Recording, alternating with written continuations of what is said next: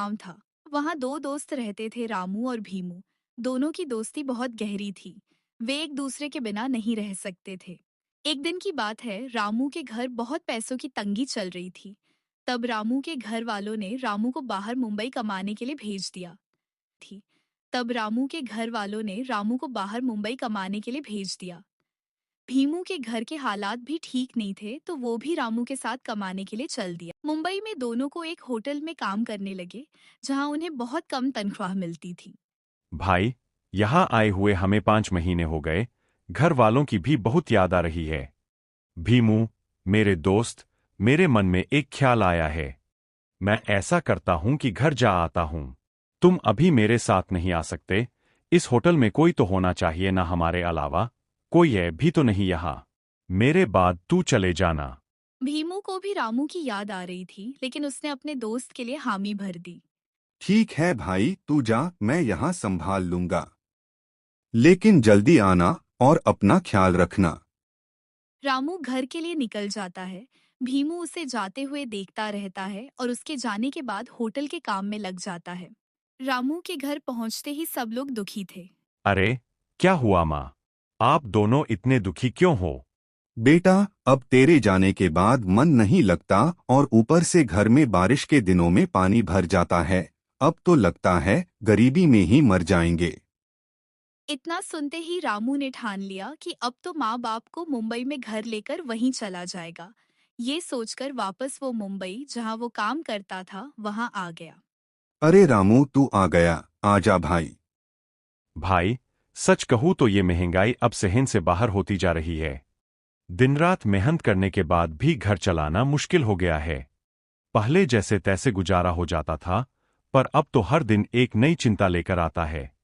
जेब खाली होती जा रही है और जिम्मेदारियां बढ़ती ही जा रही है। चलो, मालिक से बात करते हैं। इतना कहते ही दोनों मालिक के पास चले जाते हैं। होटल का मालिक बहुत खड़ूस था और कंजूस भी। उसके चेहरे पर हमेशा गुस्सा ही दिखता था, जैसे मुस्कुराना उसने कभी सीखा ही न हो। दोनों दोस्त दरवाजे पर खड़े होकर धीरे से बोले, मालिक, थोड़ी बात करनी थी। मालिक ने तिरछी नजर से देखा और बोला, अरे जल्दी बोलो ना, मेरे पास बिल्कुल भी वक्त नहीं है। वो सेठ जी, बात यह है कि घर पर पैसों की बहुत दिक्कत चल रही है। इसलिए हमने सोचा कि अगर हमारी थोड़ी तनख्वाह बढ़ जाती तो बड़ी मदद हो जाती। क्या बात कर रहे हो तुम? अभी 5 महीने भी नहीं हुए और नखरे शुरू हो गए। तुम जैसे बहुत आए हैं झूठे बहाने बनाकर तनख्वाह बढ़ाने वाले। अगर इतने पैसों में काम करना है तो करो, वरना भाड़ में जाओ। ओ सेठ जी, हम यहाँ काम करने आते हैं, आपकी दांत सुनने नहीं। जरा तमीज से पेश आइए। इज्जत देंगे तो इज्जत पाएंगे। हम मजदूर हैं, मजबूर नहीं। दिल लगाकर काम करते हैं, तभी 2 वक्त की रोटी जुटती है। इतना सुनते ही सेठ भड़क उठता है। उसका चेहरा गुस्से से लाल हो जाता है और वह चीख कर कहता है, निकल जाओ, दोनों अभी के अभी यहाँ से निकल जाओ। तब वे दोनों वहां से निकल जाते हैं। अरे भाई, ये तुमने क्या कर दिया? जीने का एक ही सहारा था, वो भी अब सेठ ने छीन लिया। अब हम क्या करेंगे भाई? अरे भाई, चिंता मत करो, हम कुछ न कुछ रास्ता निकाल ही लेंगे। वैसे भी हमें किसी भी होटल में काम मिल सकता है। यहाँ 5 महीने काम करके हमने खाना बनाना सीख लिया है। अब चिंता की कोई बात नहीं। काश हमारी खुद की होटल होती, तो हमें यूं दर दर ठोकरें नहीं खानी पड़ती। तभी रामू के मन में एक ख्याल आया, क्यों ना हम अपनी ही होटल शुरू कर दे। अरे भाई भीमू, तुम्हारे पास अभी कितने रुपए हैं? अरे भाई, मैंने घर भेजने के लिए पैसे जमा किए थे। मेरे पास अभी तो सिर्फ 15,000 रुपए ही हैं। भाई, कोई बात नहीं। अगर तुम चाहो तो हम इन पैसों से अपना होटल शुरू कर सकते हैं। अरे रामू, इतने कम पैसों में अपनी होटल कैसे शुरू करेंगे? भीमू, शुरुआत हमेशा छोटी होती है। हम पहले ठेले से शुरू करेंगे। राजमा, करी चावल बेचेंगे। मेहनत करेंगे तो यही छोटा काम एक दिन बड़ी होटल बन जाएगा। हाँ हाँ, अरे क्यों नहीं भाई। जब इरादा पक्का हो तो छोटा ठेला भी बड़ी होटल बन जाता है।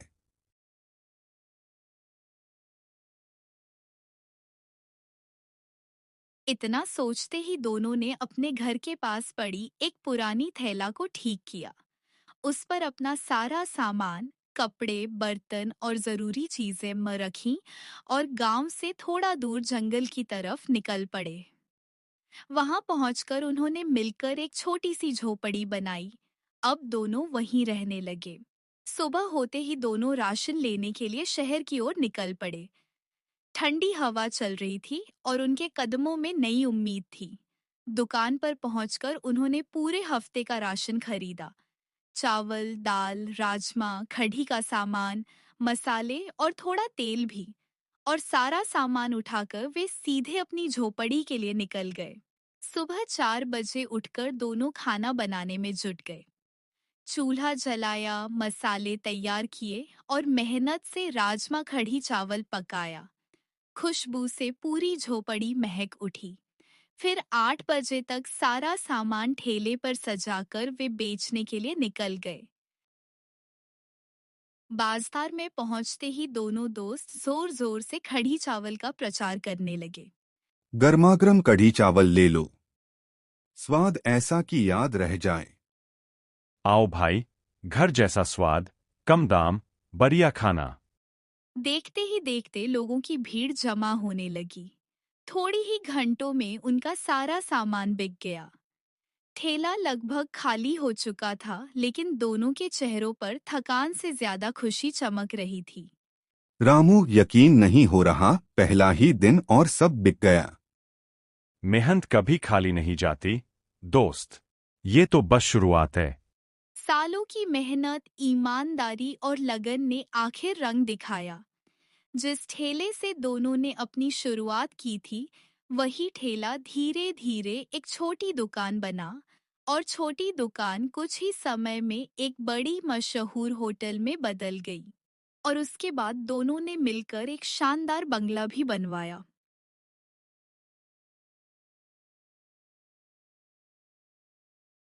और आखिरकार दोनों अपने परिवार के साथ उस बड़े बंगले में खुशी खुशी रहने लगे। ये कहानी हमें सिखाती है कि हालात चाहे कितने ही कठिन क्यों ना हो, अगर इंसान हिम्मत, मेहनत और सच्ची दोस्ती का साथ न छोड़े तो कोई भी सपना नामुमकिन नहीं होता। रामू और भीमू के पास न तो ज्यादा पैसा था, न साधन, लेकिन उनके पास एक दूसरे पर भरोसा और आगे बढ़ने का जज्बा था। उन्होंने छोटी शुरुआत को कभी शर्म नहीं समझा और हर काम को पूरे दिल से किया। ये भी सीख मिलती है कि सफलता एक दिन में नहीं मिलती।